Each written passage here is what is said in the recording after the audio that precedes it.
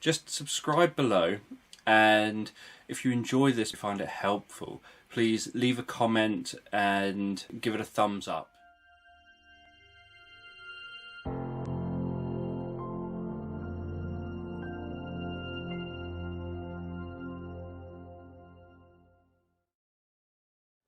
Dragon's Fire Part 2.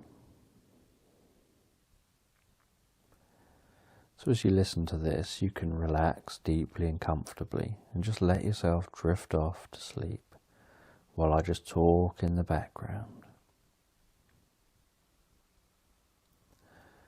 And Hyland and the rest of his group find their way down from the plateau into the valley below. And as they climb down from the plateau,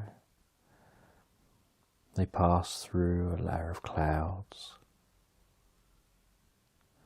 They go below the clouds, seeing the tops of the green forests, before passing down deep into the forest, all the way down to the forest floor. And they start their journey walking through the forest,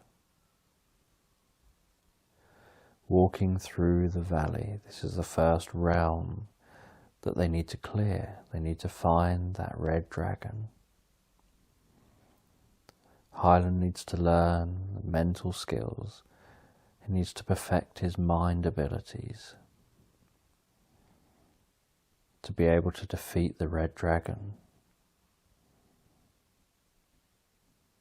With Piper, Kroger and Fezler.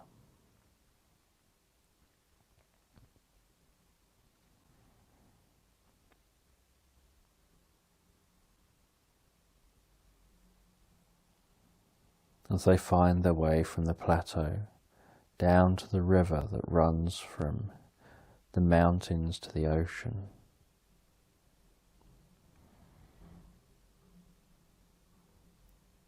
And as he walks along, he can hear the sound of the thundering river.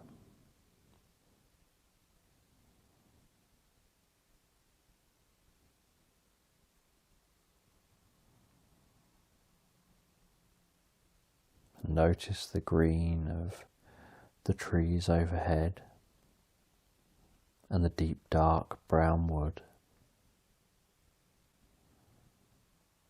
And everything's damp in this forest.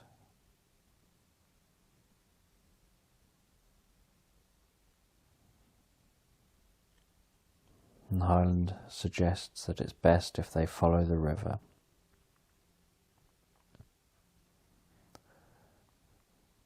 Because it's going to be more open, whereas the forest is thick and dense and difficult to navigate. Whereas along the edge of the river, they can navigate easier.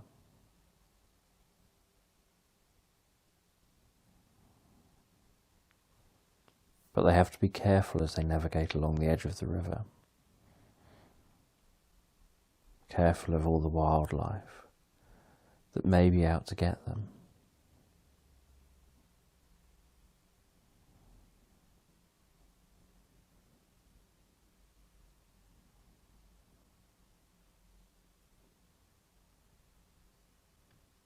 They notice the giant crocodiles in the river, just floating there,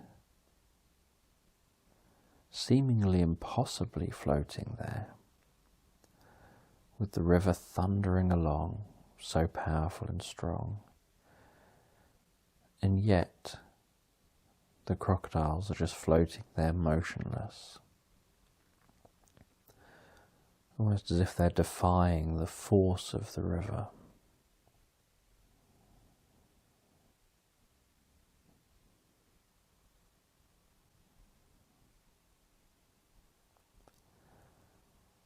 And in this valley, the forest extends throughout the valley and then up to the cloud line, up the sides of the valley, up the hills.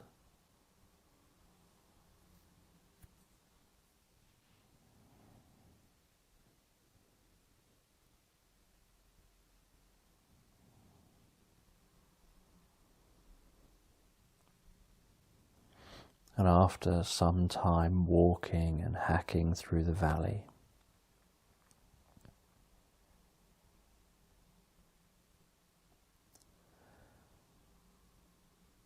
Kroger starts having a bad feeling. He starts feeling like there's something there. He doesn't know what. He just has this feeling like he's being watched.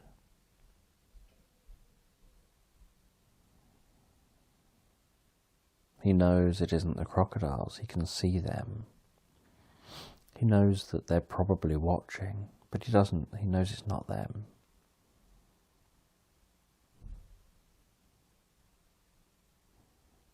They're not going to any effort to try and get from the water to these few people just on the shore.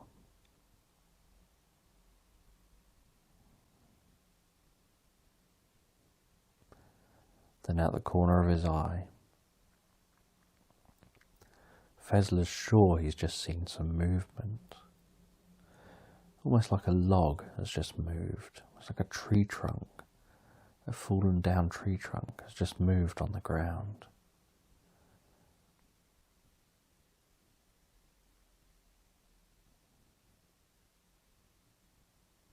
Kroger realizes it's not a tree trunk. It's a meter-wide snake.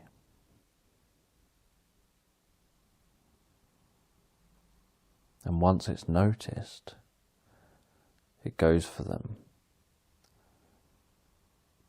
It'd been carefully encircling the party, and now once it's noticed, it tightens quickly. Hyland, Piper, and Fezler managed to jump out the way. But it closes tightly around Kroger.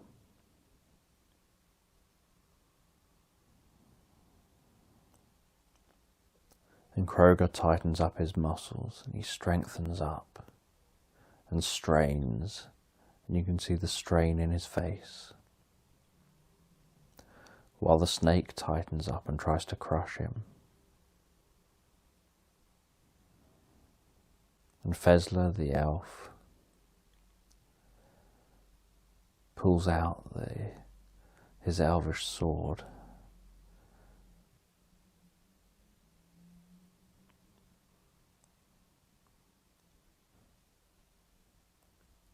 and he chops at the snake. And the first chop was like metal on metal.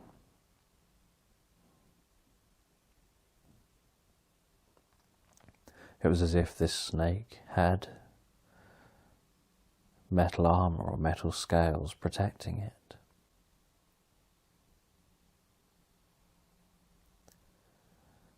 But the second chop was more successful. He chopped diagonally between the scales.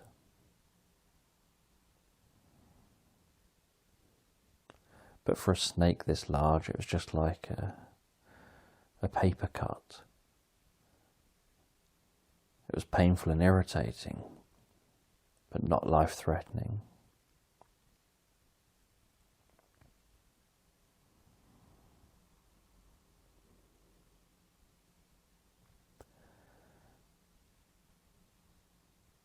Fezler then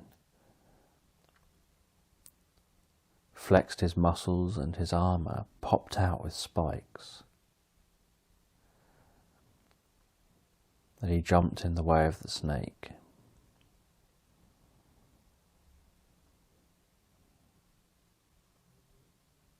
And climbed inside the snake, climbed inside its mouth.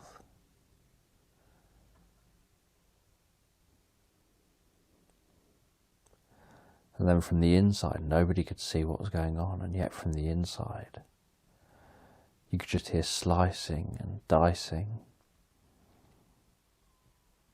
as Fezler moved himself around and spun himself around inside the snake and twisted and squirmed deeper and deeper into the snake, deeper and deeper into the snake's belly.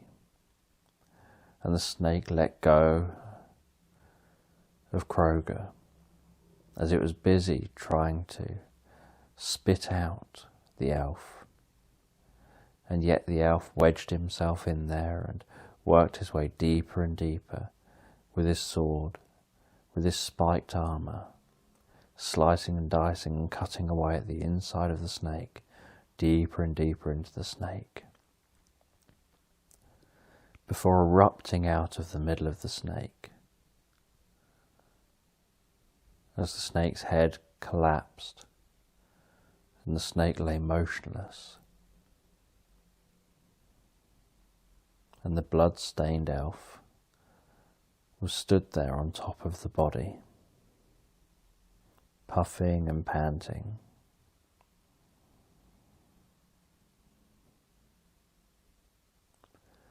And Kroger thanked the elf, and Hyland was impressed at the elf's ability to think so well, to come up with an idea like that.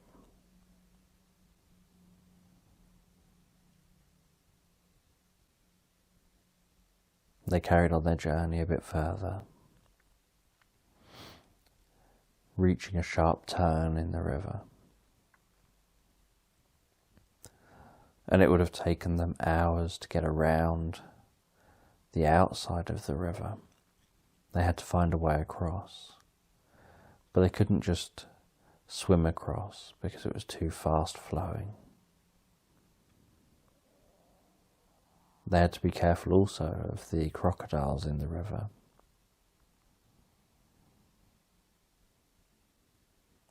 So Hyland thought about how he could cross this river, thought about what could be done.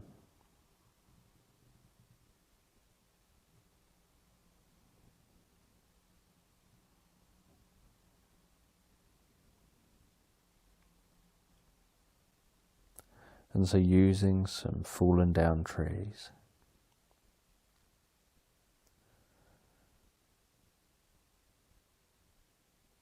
they worked together to pile them up one side.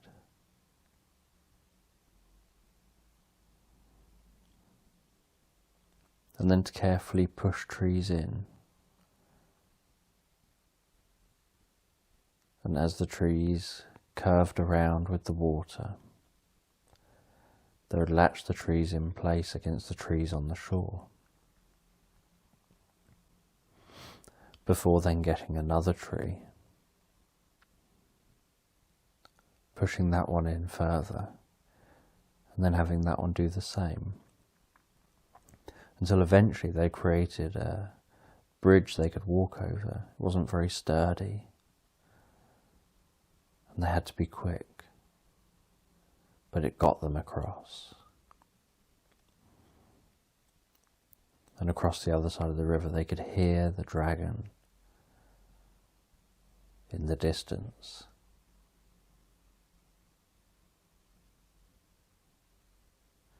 Almost like a huge, loud, roaring howl.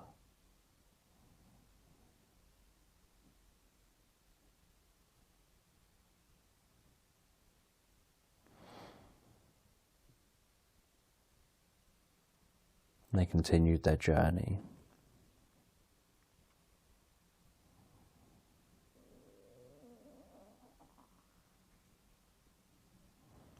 And found a giant tree in this valley.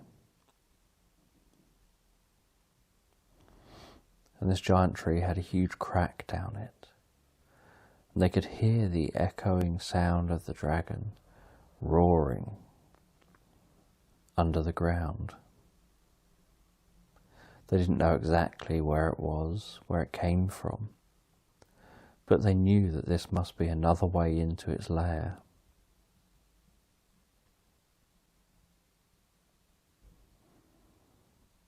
So they abseiled down the crack in the tree, and the crack went down under the ground, down through the roots, to a cave that was under this part of the valley. And the cave smelt of sulphur. It smelt of burning. and they could barely see. Kroger the dwarf had the best eyesight in low light like this, so he led the way.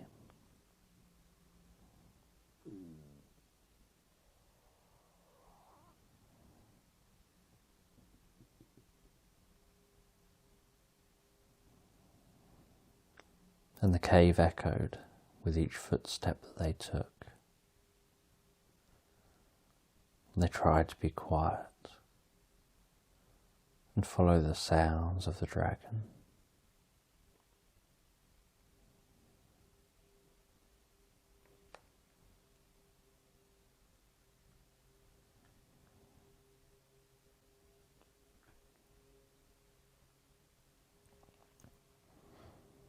And after a while of walking around this almost pitch black cave,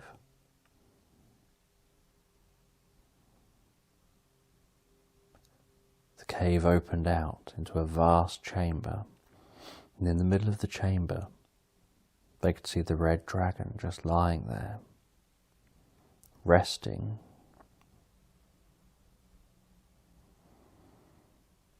Hyland thought this could be our chance, this could be our opportunity to take out the dragon.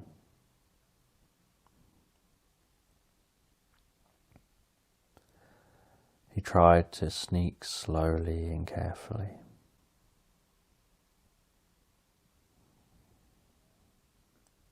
He remembered the words of his master, the words of his mentor.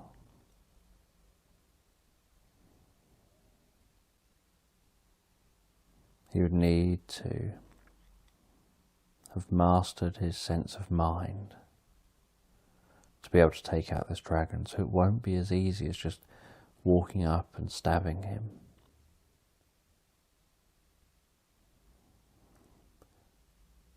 The dragon became aware of them in his cave and flew up high into the air, powerful wings flapping noisily in the air. It let out a roar as thunderous flames fanned down upon them. Hyland quickly created a magical force field protecting them.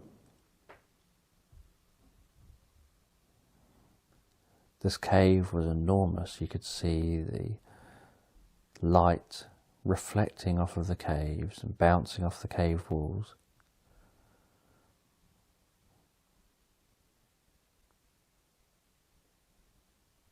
Hyland didn't know what he was going to do. They couldn't reach the dragon.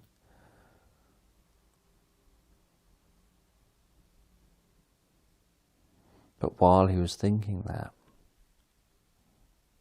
Fezler the elf was already halfway up a cave wall, already climbing, already trying to get above the dragon. There was a hole really high up in the cave, in the ceiling. It looked so tiny up there, and yet clearly that's only because it was so high up. Because that's the way the dragon had flown in and would fly out.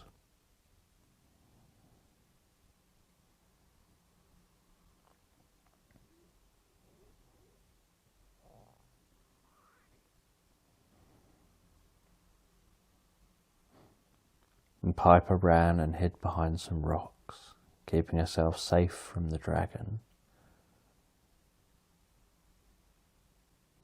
Kroger ran at the dragon, even though the dragon was way out of his reach. He just ran at the dragon, waving and swinging his thick, heavy sword, trying to take out the dragon with brute force, even though he couldn't reach him.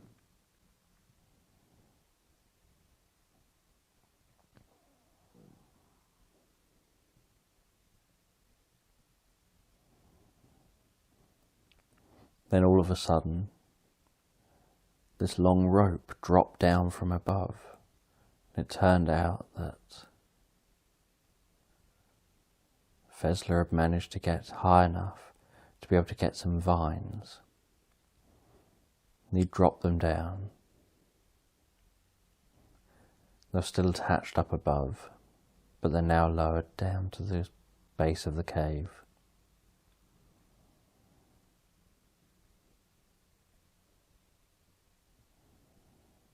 It took no time at all for Kroger to decide that he would climb the ropes to get up to the dragon.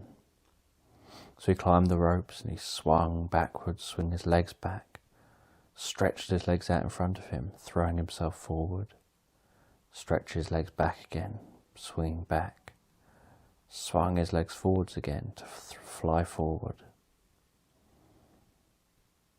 until he was reaching the dragon. Then he kicked at the dragon. The dragon just kept breathing fire down to where Piper and Hyland were. Hyland circled round. Piper stayed where she was.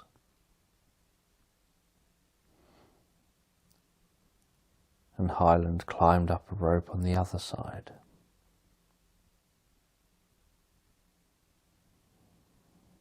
Piper didn't feel there was much she could do to help.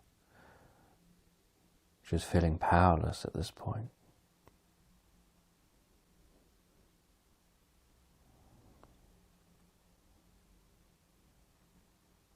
Kroger leapt off the rope, landing on the dragon, and started hacking away at the dragon with his sword. The dragon's armour was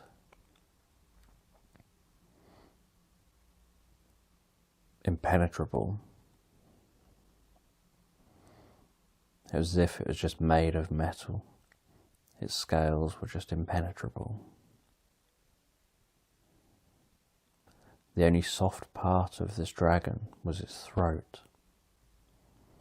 But there's no way that Kroger could reach his throat. And Kroger didn't seem to care. He was just busy trying to stab the back of the dragon. He wasn't thinking through that he might need to stab somewhere else. He just was thinking, I need to stab this, I need to kill it.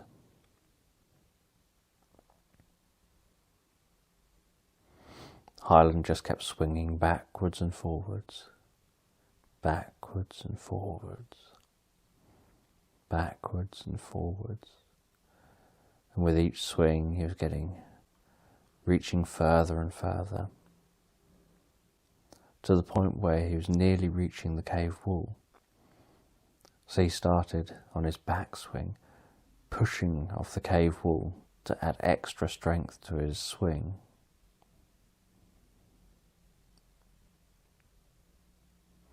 Until he was able to swing right around into the dragon. And the rope hit the dragon's neck. And he went flying, holding onto the rope, straight over the top of the dragon and back down again, so that he was now hanging alongside the dragon's neck.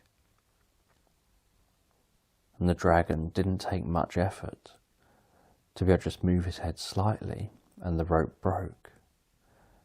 But as the rope broke and started to come loose, Hyland lunged a sword up into the soft spot in the dragon's neck, just as he could see it glowing orange or yellow, just as the dragon was about to breathe a fireball down towards Piper. And almost instantaneously, with the stab through the neck, the fire went out, the dragon stopped moving, and just plummeted to the ground with an enormous thud.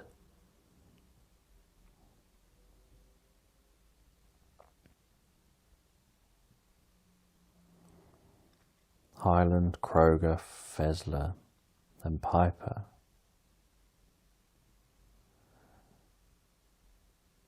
just stood there in silence for a bit, with the dragon in silence, dead on the ground. And there was an eerie silence,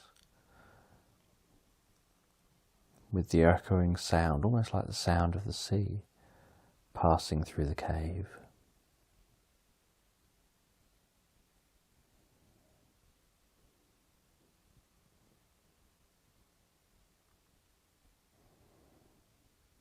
And then Fezler said, look, we can get out up there.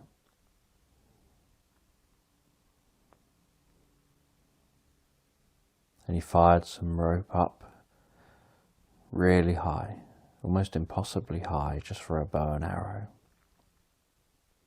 And it caught outside the hole. And they climbed up out the hole, near the mountains.